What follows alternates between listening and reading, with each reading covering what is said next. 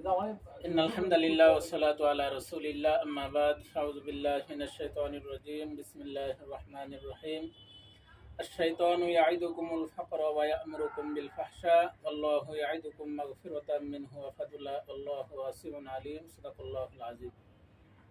আলহামদুলিল্লাহ, আল্লাহ তাআলা দরবারে লাখো কোটি শুকরিয়া। মহান আল্লাহ তাআলা আমাদেরকে অসংখ্য নিয়ামতের মধ্যে রেখেছেন। আল্লাহ তাআলার অসংখ্য নিয়ামতের মধ্যে থেকে আমরা সর্বাবস্থায় শুকরিয়া আদায় করি। বর্তমান সময়ে আমাদের উত্তম শুকরিয়া হবে যে আমাদের দেশের বিভিন্ন জেলা, বিশেষ করে কুমিল্লা, চট্টগ্রাম, ফেনীর বিভিন্ন এলাকাতে বন্যা কবলিত মানুষ পানির ভিতরে অনেক কষ্টে সময় ব্যয় করছে। তাদের পাশে দাঁড়ানো, যারা অসুস্থ হয়েছে তাদের সেবার জন্য, চিকিৎসার জন্য তাদের কাছে ঔষধ পৌঁছায় দেওয়া। বিশেষ করে আমরা যারা নিজেরা আরামের সাথে নিজেদের বিছানায় ঘুমাচ্ছি, আমাদের চিন্তা করা দরকার তাদের কিন্তু ঘুম নাই। বিছানা তো দূরে থাক, তাদের কাঁথা বালিশ সব কিছুই পানিতে ডুবে কোথায় চলে গেছে তারা নিজেরাও জানে না।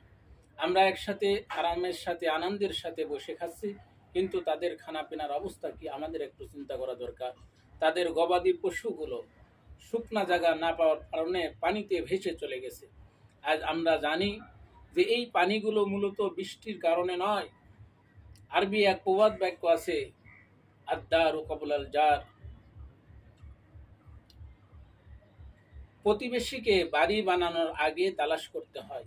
আমাদের বাংলাদেশের প্রতিবেশী দেশ, এই দেশের প্রধানমন্ত্রী মুসলমানদের উপরে যেভাবে জুলুম আর নির্যাতন করছে, আমাদের সাবেক প্রধানমন্ত্রী শেখ হাসিনা সেখানে গিয়ে যৌথভাবে মুসলমানদের উপরে জুলুম আর নির্যাতন চালানোর জন্য ভারতের সমস্ত বাঁধের গেটগুলো খুলে দিয়ে আজ মানুষগুলোকে পানির ভিতরে ডোবাচ্ছে। আমাদের সকলের অসহায়, আমাদের সকলের আর্তনাদ এবং আমাদের সকলের ফরিয়াদ একমাত্র আল্লাহ তাআলার কাছে পেশ করি। এই জালেম যেভাবে জুলুম করছে, তাদের শক্তি যেভাবে প্রয়োগ করছে, খোদার কসম সকল শক্তির ঊর্ধ্বে আল্লাহর শক্তি, আল্লাহ তাআলা অবশ্যই উপযুক্ত বিচার করবে। যেখানে পানি ছিল না, রাতের ভিতরে ঘর বাড়ি ডুবে গেছে। যেখানে পানি ছিল না, মুহূর্তের মধ্যে পানিতে ডুবে গবাদি পশুগুলো নিজেদের মালিকানার থেকে দূরে চলে গেছে, ভেসে কোথায় গেছে